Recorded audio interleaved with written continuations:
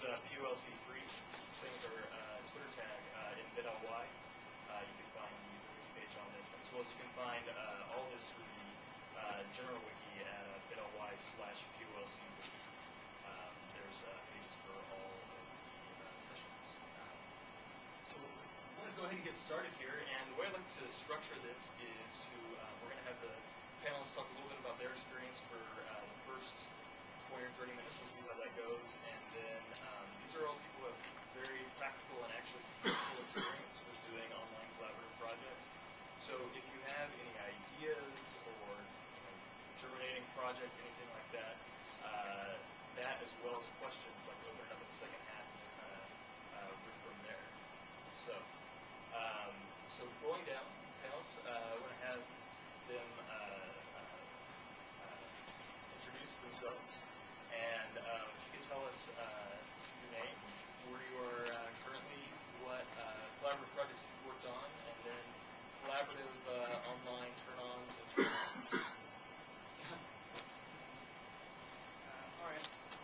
Hi, folks. My name is Kamy Akhavan. I'm with procon.org. We're based in Santa Monica, California. We basically look at the pros and cons of controversial issues.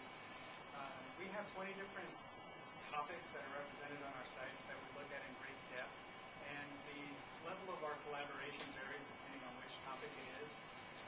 One common theme that all of our sites have is that we quote individuals on the site and use their statements as the pro and con statements on the site. I'll give you an example. We have a website about medical marijuana.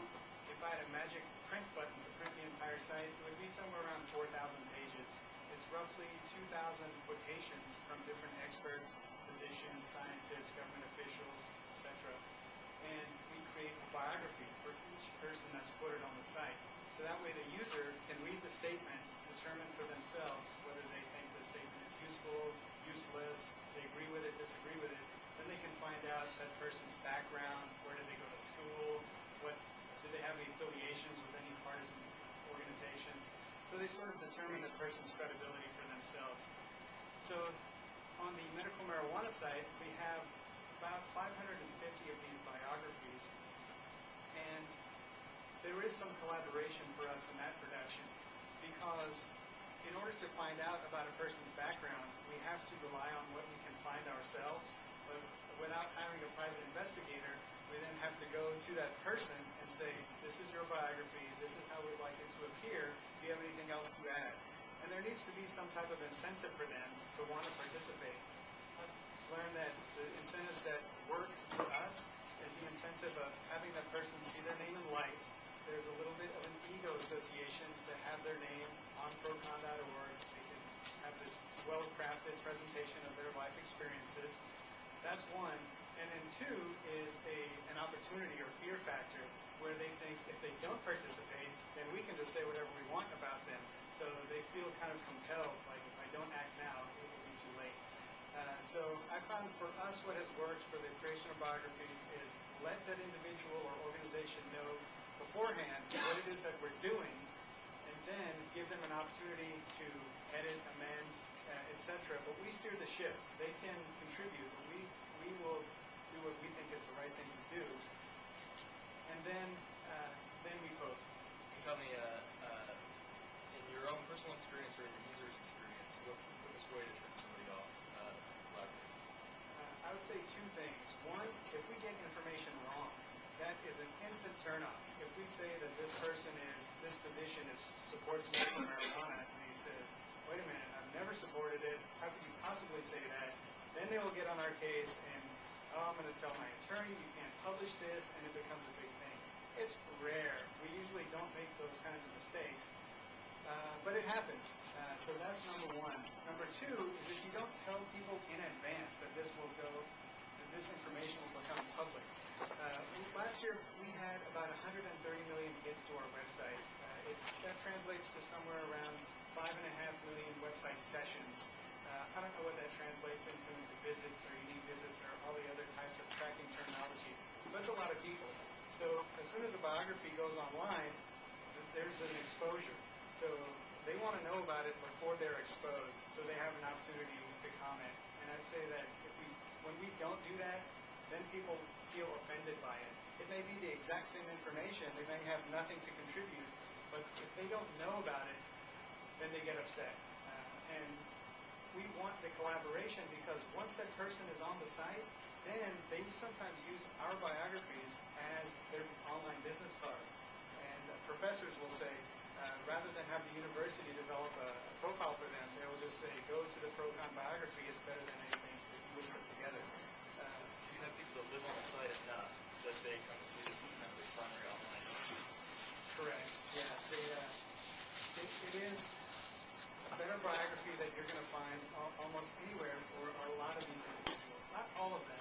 Some of the very high-profile people that have in-depth interviews, major political figures. Their best bio is probably not going to be on our website. However, for a lot of B-level, C-level, and experts in very niche fields, we have more information than they're able to put together about themselves, because we have professional researchers working for us, and they know that game. They know where to look, how to find it, how far back to go. Sites that are no longer active, how do you find where they've been archived and extract information from it? Even information that they don't want public, if we can find it and it's not personal, private information like this person's address and his personal cell phone number, then we will include it. So, for instance, if a person was a lobbyist for an organization that they now hate, we'll still put that on there because that may be relevant to someone looking at the site saying, why did he make these type of statements against euthanasia or physician-assisted suicide? And then we look back and say, oh, they were affiliated with this agency at one point in time. And that builds trust with the other resource. It does. Yeah, they are really, I don't want to toot our own horn here, but they are well done, and I think that's what sells it. I'd say for us, the number one thing for the collaboration process, and this is almost a no-brainer, but it's really the quality of what it is that you're doing. Like I said, we steer the ship, we take responsibility for it, and we're very strict, and we fact-check and double-check and confirm information in order to make sure that it's right. So that way, when we approach Big Shot VIP, that person feels, okay, these people really did their homework. This is accurate. This works. All right, great. My name is Michael Siberman, and I'm the founding partner of a firm called Echo Ditto, which came out of the Howard Dean presidential campaign about now 5 years ago. And my focus, I think I'm going to come to this from a little more of an organizing perspective, or kind of an offline collaboration, online to offline collaboration. My background on the Howard Dean campaign was running the Meetup program, where we had several thousand people, well, more than that, sorry, several 100,000 people coming together in 1,300 or so different locations around the country every single month to organize local events and organizing events for the campaign. Most recently, I've been working as the internet director for the One Sky climate campaign. It's the #1, if you're online, I don't think anyone is actually. It's the #1, sky.org. I'll tell you more about that, but it's a truly collaborative campaign of more than 350 different organizations that came together in late '07 to say what we're doing individually as organizations is not enough. It's not going to add up to the bold federal policy changes that we need, that science demands for us to achieve real headway on climate change. So what we're doing, which I don't know how much you want me to get into it now, is implementing an organizing program that leverages some of the volunteers and the willingness of individuals to self-organize locally, but also